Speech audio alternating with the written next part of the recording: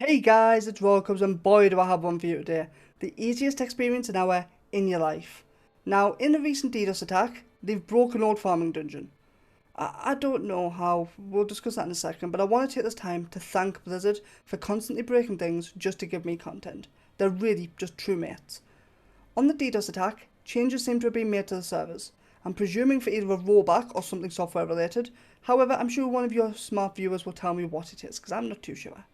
All I know is that some changes have been made and your dungeon is again broken. For those who saw the video last night, we've put our new motherboard in, actually our old motherboard. It seems to have done the trick, so we're waiting for a new one to be ordered. Thank you for your help. Now, the dungeon we're going to be doing has a hidden trick, and that's why we're on the loading screen currently. You need to be doing this with crossplay off. So you're going to go escape, options, social, cross-network play needs to be turned off. It'll make sense why when we get to it. Now, the dungeon in question is going to be Ironhold, but it's going to be Ironhold in a way you've never seen it before. For those who don't know this dungeon, it was originally known for its elite rooms, with all the elites spawning in one location. Well, the elite rooms are back, but not only they're back with a vengeance. First and foremost, where is Ironhold? We're in Hawazar. We're at a place called the Ruins of Arakat Keep. It's right in the middle of Hawazar on the map. And when you're there, you just go up a little bit of an edge, and you're here. It's very quick, very close to the waypoint. Now, if you like what you see, don't hesitate to subscribe, so it really helps out the channel. The growth has been phenomenal, guys, and we're about to hit 10,000 subs, so I can only appreciate it. But let's get into it. Now, the dungeon's going to work as follows. You're going to enter, and the first part of the instance, the whole goal is to just get a key. The key drops off the jailer, and I'm going to show you exactly where he is. Well, one of his spawn locations.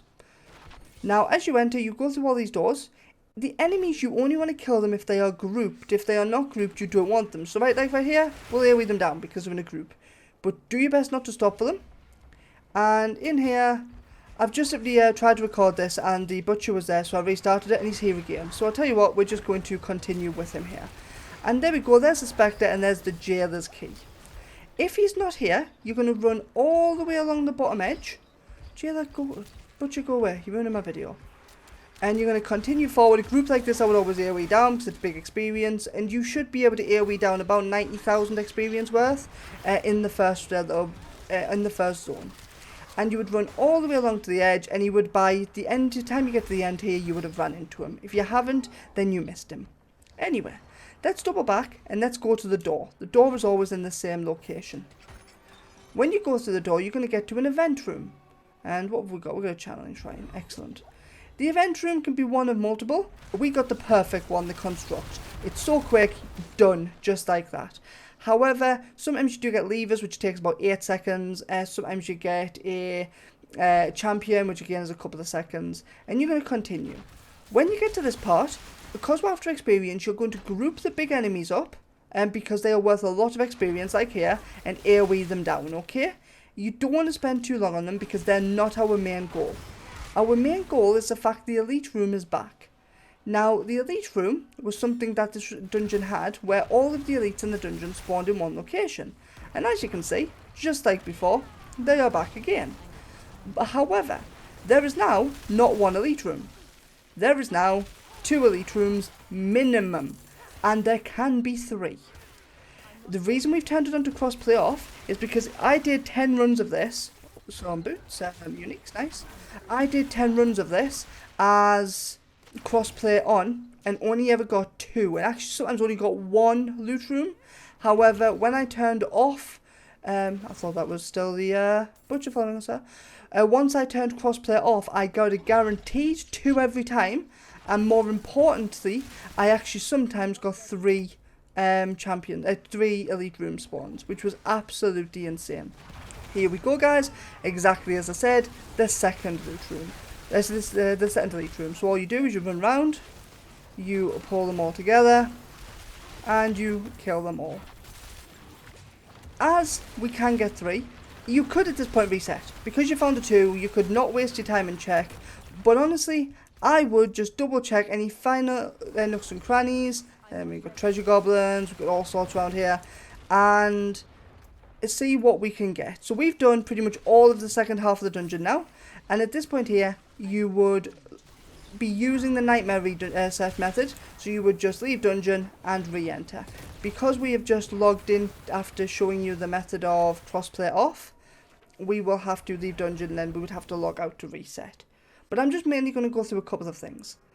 A lot of people ask how I get the numbers, and I'm sure you'll be thinking, I'm level 100, how do I find out the experience numbers? Well, that's because two viewers, Xside and XSS, ran the tests for me. They did the instances, they gave me the numbers of what they started with, how much experience they had after the first part, the second part, the last part, and they did multiple runs. And I'm very appreciative of that. For a normal run, it will take you between 2 to 3 minutes, depending on your class, and you can expect between 450 and 500,000 experience a run. So that works out about 200 to 250,000 experience per minute. When you run into the 3 elite rooms, this is when it jumps up though, because then it goes up to 700,000 experience in 2 to 3 minutes, and that's just insane. I know a lot of people always comment the same thing. Oh, well, you say 2 to 3 minutes, but it took you 4 minutes in the video. I understand.